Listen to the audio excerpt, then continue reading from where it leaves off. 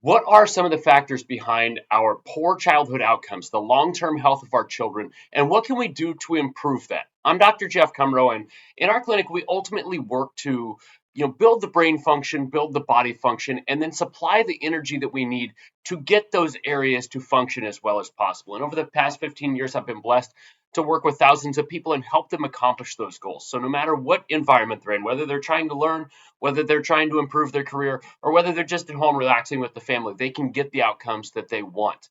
So um, let's dive into the question. I read a very interesting article here. It's by Aversa. I'll put the deal up over here. Um, but ultimately, what they were talking about in there is how antibiotic use greatly correlates to very poor childhood health outcomes. And the more antibiotics that are used before the age of 2, the worse those outcomes are. If you had 1 or 2 rounds of antibiotics before the age of 2, then there were some outcomes. If you had 3 or 4, it was significantly more. If you had 5 or more, then it was detrimental. And some of the things that they pointed out here: 20% higher risk of obesity, 21% higher risk of learning disability, 32% higher risk of ADHD, 90% higher risk of asthma. That's scary, right? It gets worse. I've talked on here about how celiac is the fastest growing autoimmune disease, and they haven't really discussed why. And part of the reason is likely where it comes from. 289% increased risk of celiac disease, almost 3 times the risk of celiac disease if you had 5 or more courses, I believe. So, I mean, that's incredible. That's scary. 90% higher risk of asthma and 290% almost increased risk of celiac disease. So antibiotics are something that they're very, very important, right? If you need them, you need them. They save lives. But we've gotten into the habit of just writing the prescription, and it's not needed. So how many times have you gone in for a viral infection and they gave you an antibiotic? That antibiotic isn't doing anything for that.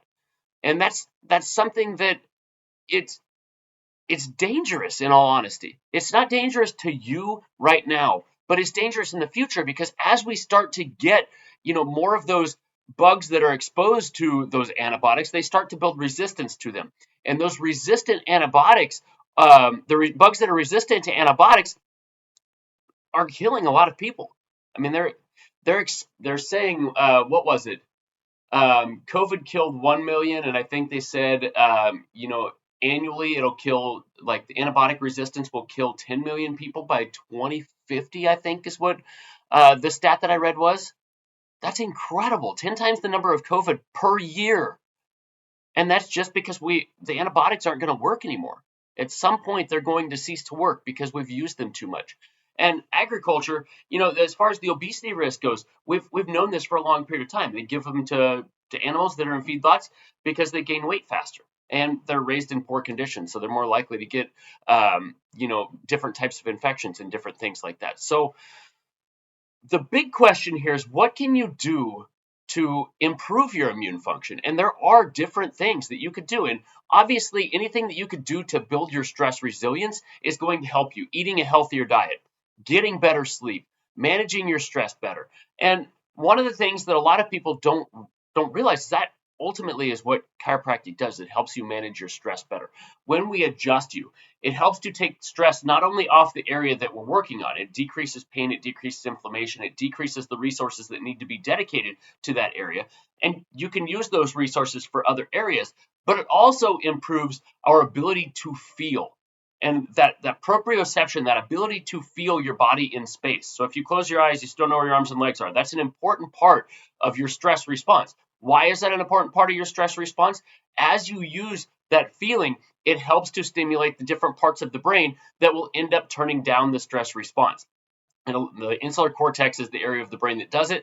The prefrontal cortex plays closely with this, and it helps to kind of dampen down some of that stress response. So as we start to get under care for significant, well, let's see, how do I put this? So is one adjustment going to change your immune function? No. Is 2 adjustments going to change your immune function? maybe a little bit, but not much, right? We've got to have regular care, and this is the thing that I recommend to a lot of people: stopping in every couple of weeks and getting a tune-up. Why? Not only because it decreases the risk of injuries, not only because it is going to help you heal faster when you do have something, not only because we can spot things that are starting to go awry before they go awry, but it helps to decrease your stress response. It improves your stress resilience. And who doesn't have stress in their life? Everybody. Like everybody has way too much stress. So it's something that just works really, really well. So work on improving your nutrition, work on improving your hydration, work on improving your sleep, and think about getting adjusted, because it really does make a world of difference. And you guys are going to say, I'm biased. I am. There's no doubt about that, right? But there is evidence to back all of this up. So I love you guys. I appreciate you. I appreciate your time. I know that that's your most valuable resource. If you find this valuable, please hit the like or subscribe. It gives me information as far as what's helping you out. And I will catch you on next week's video.